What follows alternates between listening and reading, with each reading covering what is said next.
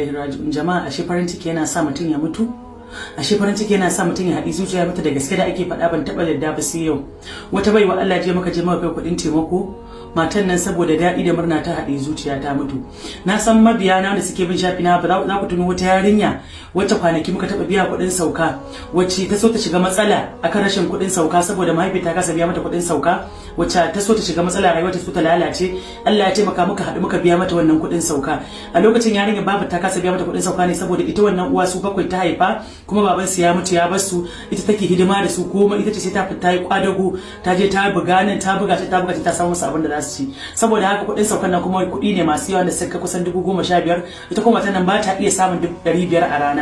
Saboda haka shekara da shekaru kuma yarinya tana da kokari wajen su uku ana sa saukarta, ana ba ta iya biya. Karshe yarinya ta so ta shiga wata matsala, da muka ga wannan matsala sai muka ce to abinda zamu mu hada kuɗi mu biya mata kuɗin sauka. Bayan biya mata kuɗin sauka sai muka ce to wannan yarinya kamata yayi kafin akai, tunda karamar yarinya ce, kafin akai ga ta shiga matsalar nan da muke gudu, gwara mu samu mata aure.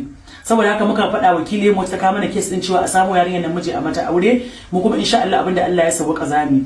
Saboda haka sai aka nan da nan cikin hukuncin ubangiji sai aka samu wani bawan Allah da ya fito ce yana son aurenta. Nan da nan aka sa rana, aka ce mana to gashi an sa rana zuwa kaza, zuwa Disamba za a yi mata aure. Muka ce to shikenan, muka hada kuɗi, yanzu da gobe za a daura aurenta. Muka hada kuɗi aka yi jiya, wakili mata je ta kai wannan kuɗi wa mahaifiyar yarinya, ta ce mata to ga kuɗi da za a yi yarinya nan, kayan ɗaki da sauran bukatu na abubuwa da za a mata, ga kuɗi wa'annan bayan Allah ɗan wannan group na sakata jariya sun hada.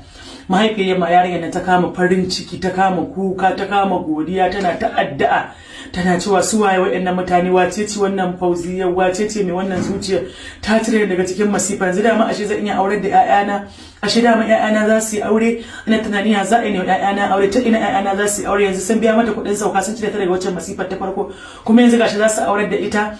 Wancan karan ma saka suka kawo min kuɗi 15,000 fa.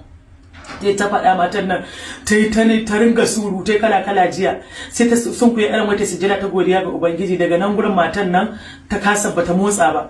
Wakiliyar mu ta taba ta wance ba numfashi.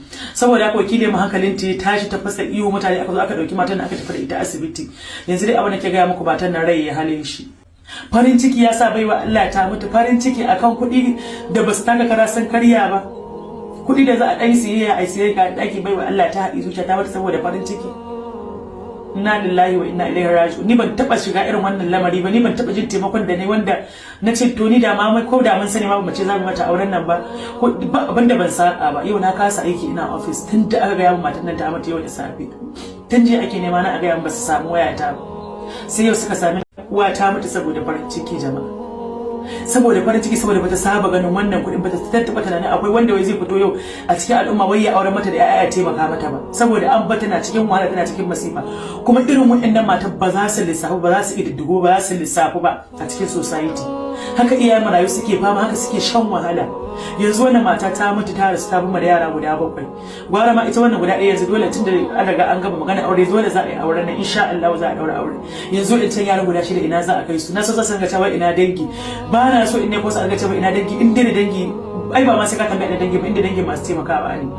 Yanzu batun bikin yarinya ne ta ci, dama ita uwa ba ta da dangi, uban ne ma ke da dangin da ba zan ce ba su da amfani ba to, amma ba abin da suke musu. Ita wannan uwa take fita ta je ta buga can. Haka rayuwa ta kasance. Yanzu yara guda 6 suna nan, ba mu sanya zami da su ba. Inna lillahi wa inna ilaihi raji'un. Yaran guda 4, mata guda 3.